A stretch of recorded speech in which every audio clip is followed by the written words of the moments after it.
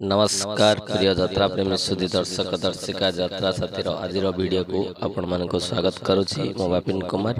चलंतु आरंभ करबा आज वीडियो रे जानिबा 2024-25 यात्रा वर्ष रे यात्रा स्वर्ण महल रे केउ केउ कलाकार माने जोग देले ता विषय जानिबा ता पूर्व जदि आपण माने हम चैनल यात्रा साथी को सब्सक्राइब करि नाहंती चैनल टी को सब्सक्राइब करंतु वीडियो को लाइक करंतु शेयर करंतु कमेंट करंतु चलंतु आरंभ करबा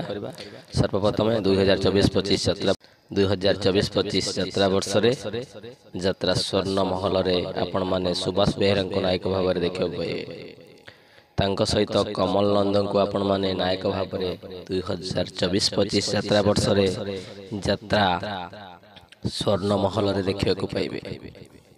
पंकज को मध्य 2024-25 यात्रा वर्ष रे आपण माने यात्रा स्वर्ण महल रे नायक भाव रे देखियो को पाइबे चरित्र अभिनेता अभिजीत को आपण माने 2024-25 यात्रा वर्ष रे यात्रा स्वर्ण महल रे देखियो को पाइबे तांको सहित रमाकांत को मध्य 2024-25 यात्रा वर्ष रे यात्रा स्वर्ण महल रे देखियो को पाइबे तांको सहित नव घोष को मध्य 2024-25 यात्रा वर्ष रे आपण माने यात्रा स्वर्ण महल रे देखियो को पाइबे हास्य अभिनेता टुलुंग को मध्य 2024-25 यात्रा वर्ष रे यात्रा स्वर्ण महल रे देखियो को पाइबे तांको सहित गायक राजकिशोर को आपण माने 2024-25 यात्रा वर्ष रे यात्रा स्वर्ण महल रे देखियो को पाइबे यात्रा जगतर चर्चित गायक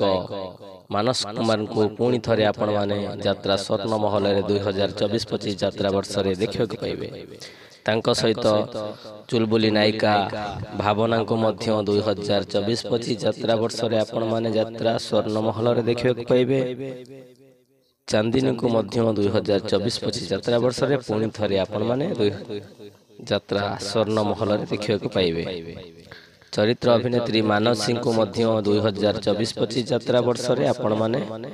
यात्रा स्वर्ण महल रे देखियो को पाइबे तांको सहित गायिका विष्णुप्रिया को मध्य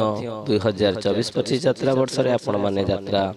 स्वर्ण महल रे देखियो को पाइबे तांको सहित गायिका एवं उपस्थापिका नमिता को आपण माने 2024-25 यात्रा वर्ष रे यात्रा स्वर्ण महल रे देखिबे थिला यात्रा स्वर्ण महल रो प्रथम पर्यायर कलाकार चयन रे सूचना जदि आज रो वीडियोटी आपण मानको भलो लागि वीडियोटी को लाइक करंतु शेयर करंतु कमेंट करंतु एवं आम चैनल यात्रा साथी को सब्सक्राइब करिया पई भूलंतु नहीं आज पई एति की पुणी आसीबे आ एक सुंदर वीडियो नै आ एक अध्याय रे सेतेबेला विदाय दियंतु रहिले नमस्कार जय जगन्नाथ।